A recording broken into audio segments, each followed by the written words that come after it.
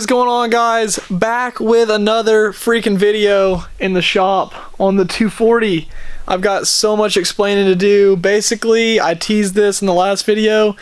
This thing blew up. So if you guys saw the last video, you know that we were finishing up a crazy new turbo setup on this car, new wiring, new ECU. A lot's happened with this thing, and I kind of teased it in the end of that video. This car ended up, we blew a motor on the dyno, and so it's just been a little bit of like hurry up and wait sort of thing to make these videos. So this is going to be sort of the video to kind of update y'all on now the finished car and sort of some of the footage that I have from the dyno that I don't really know what to do with. So here's some of that footage. We're out here at DBW. I don't want to get too crazy filming. They got a really cool shop though. A lot of sweet cars over here. The sweet GTR, completely stock Supra sitting outside. This sweet Supra over here. A lot of Subaru stuff.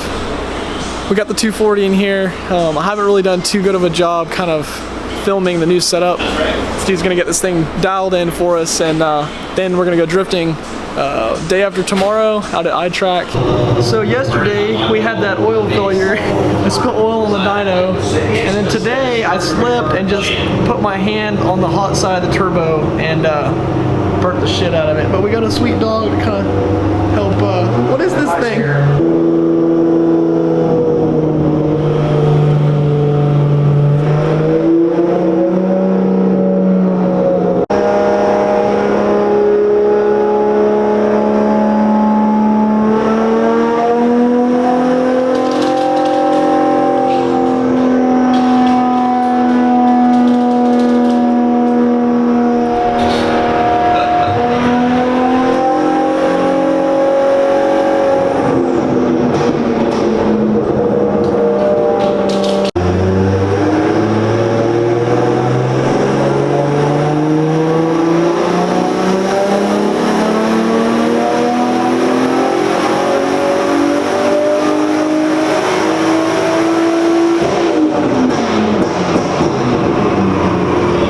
He's still on 93 right now. He's trying to just get the rest of that dialed in, and then we're gonna switch over to ethanol, and it's gonna get way crazier. So everything was going good, and up until it wasn't.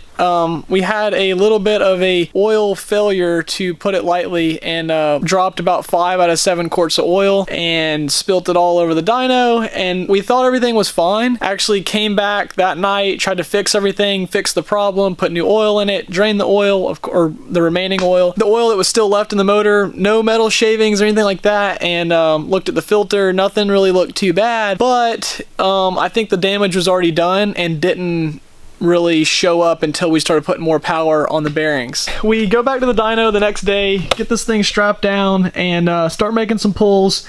We finished the entire 93 octane tune, put some ethanol in here, starting to do a little bit more tuning with the timing and make a little bit more power. It was making about 370 when it started rod knocking really bad. Tuner gets out of the car, goes up the front, and he's like, something's not right. He revs it up a little bit, and it's chick, you know, real bad bottom end noise, and it just sucks. So we knew right then we had a pretty big problem. That was the end of the dyno, of course. Fast forward about a couple days after that, there's a really good shop local to us, Tiger Racing. Sammy, amazing engine builder. He's like one of those guys that's just a guru when it comes to building motors. He's the guy that you want. Pulled the whole motor out, sent me some pictures, and it didn't look too good. Here's a couple of those pictures right now. As you can see, we had some pretty big metal chunks in the bottom. We were hoping it was just going to be rod bearings and that we could just throw a new set in there, basically rebuild the motor from there, leave the pistons and everything intact. But unfortunately, that's not the case. The crank was damaged. So at that point, we're pretty much left with, do we put a 3-liter bottom end on this thing and do a 1.5J,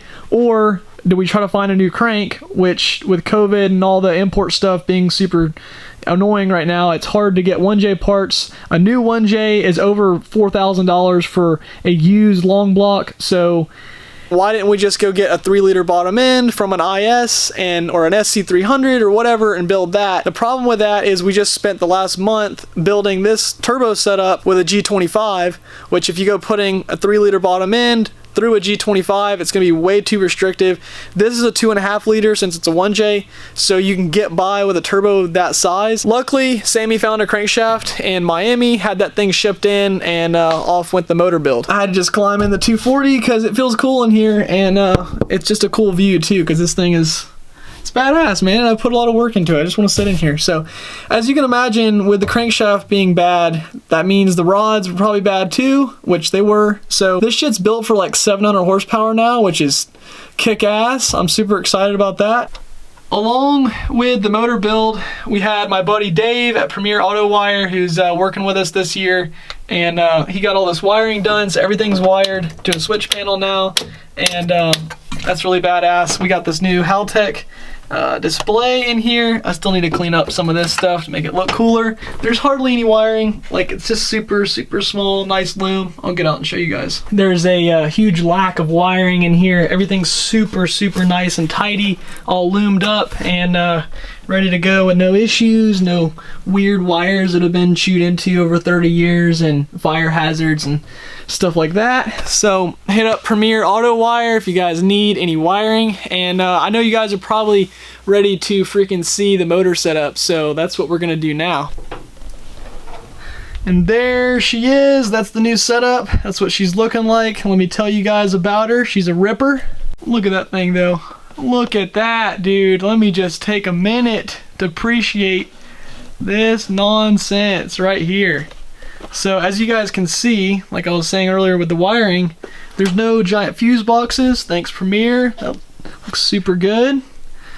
No aggravating wiring everywhere, just completely all gone. So of course, this is the new turbo setup. It's a G25 660. This is the same turbo that you're seeing some of the guys like Adam LZ and people like that run like on his Chaser. These things are very small, so they have a ton of response, but they still also flow pretty well and make some pretty good power. Which brings us to the numbers, which numbers don't really matter to me. I just want a safe running car, but they matter to some people. So this is on a Mustang dyno for all you guys that care versus a dyno jet or whatever. She put down 463 horsepower and 405, 406 torque. I'll try to plug in a picture of the dyno sheet right here. As you can see, the torque curve is pretty insane. If you look between, I think, 3,000 and 4,000 RPMs, it picks up like 100, 150 foot-pounds of torque, if I remember right, and only a span of 1,000 RPMs. So think about, you're at 3,000 RPMs and approaching 4,000 RPMs, you're gaining 100 foot-pounds of torque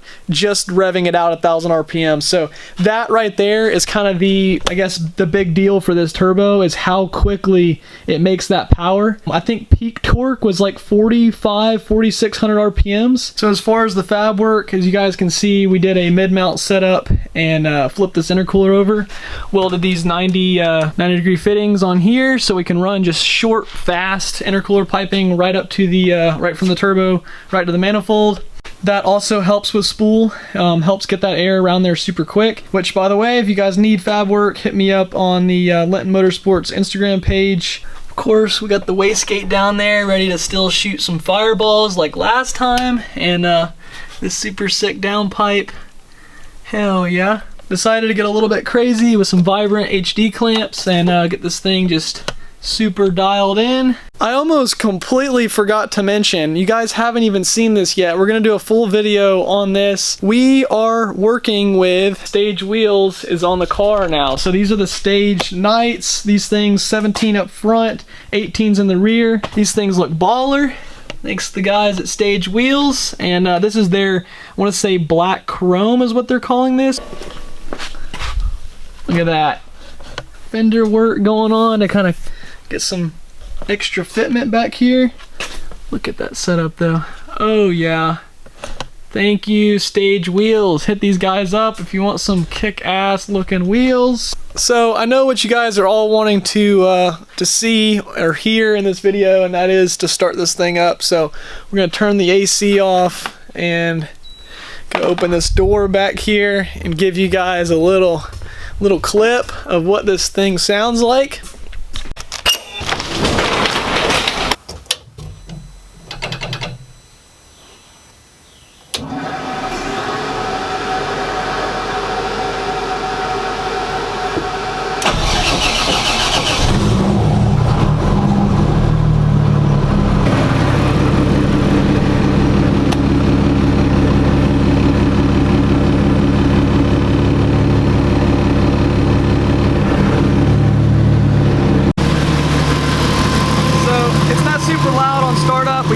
wheels set pretty low so it'll stay nice and cool. But that's what she sounds like.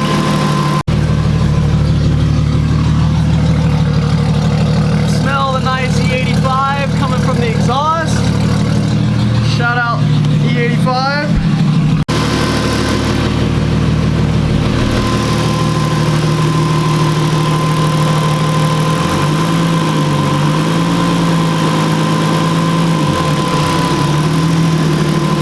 Let the old girl get warmed up and then give you guys some revs, maybe a fireball, who knows.